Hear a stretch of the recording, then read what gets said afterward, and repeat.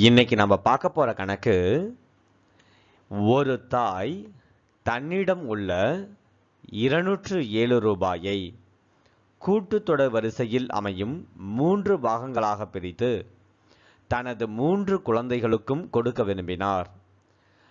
அவற்றில் இரு சிறிய தொகைகளினுடைய பெருக்கல் பலன் 4623 ஆகும். ஒவ்வொரு குழந்தையும் பெறும் தொகையினை காண்க.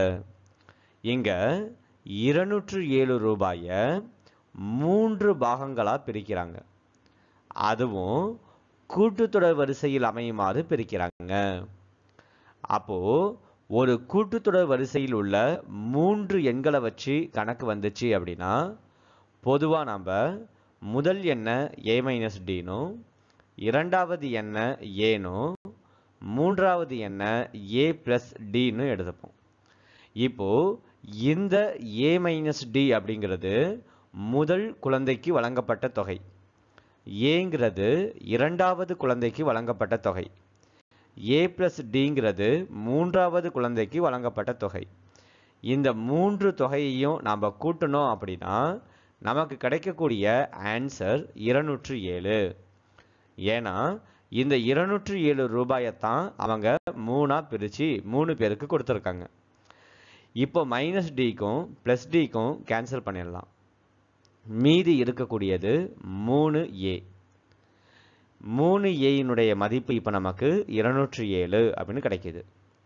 நாம் a மதிப்பை தான் கண்டுபிடிக்கணும். a மதிப்பை கண்டுபிடிக்கணும் அப்படின்னா 207 3ஆல் வகுக்கணும். 6 3 18, பாக்கி 2 27, 9 3 27. ஸோ a மதிப்பு 69 அப்படின்னு கிடைக்கிது.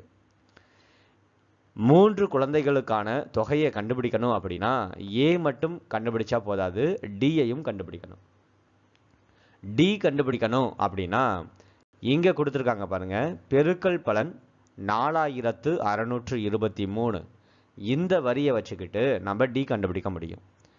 எதனுடைய பெருக்கல் பலன்? இரு சிறிய தொகைகளினுடைய பெருக்கல் பலன். அதாவது a-d-யையும் a-யையும் பெருக்க சொல்றாங்க. So a-d into a equal to 4623. இங்கே ஏவுக்கு பதிலாக 69ன்னு அப்ளை பண்ணலாம். So 69 minus d equal to 4623. இங்கே இருக்கக்கூடிய a ஈக்குவல்ட்டுக்கு இந்த பக்கம் வந்தால் வகுத்தல் ஏவா மாறிடும். ஸோ வகுத்தல் 69. இப்போ 69ஆல் 4623 நாம் அடிக்க போகிறோம். ஃபஸ்ட்டு 3ஆல் வகுக்கலாம். 3ஆல் வகுத்தா 1 3 3, I 3 15, 4 3 12, திரும்ப 1 3 3. கீழையும் 3ஆலேயே வகுக்கணும். 2 3 6, 3 9.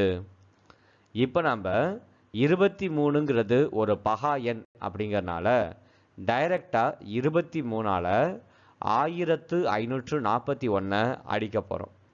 23 6 வாட்டி பெருக்குனா 138 வரும். அதே போல் பாக்கி இருக்கக்கூடியது 16 பாக்கி இருக்குது. ஸோ இந்த 1 அதோட சேர்த்துக்கிட்டோம்னா 161. ஸோ 23 7 வாட்டி பெருக்குனா 161 வரும். ஸோ 69 மைனஸ் d-னுடைய மதிப்பு 67. மைனஸ் d அப்படியே இருக்கட்டும், 67 அப்படியே இருக்கட்டும். இங்கே இருக்கக்கூடிய 69 இந்த பக்கம் வந்தால் மைனஸ் 69.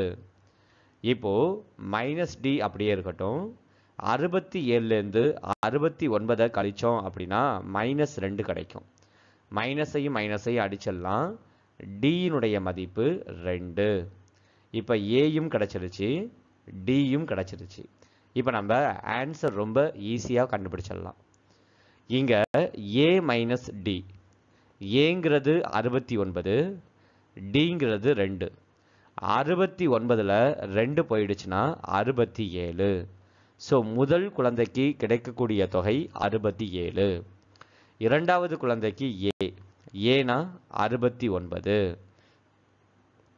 மூன்றாவது குழந்தைக்கு ஏ பிளஸ் டி.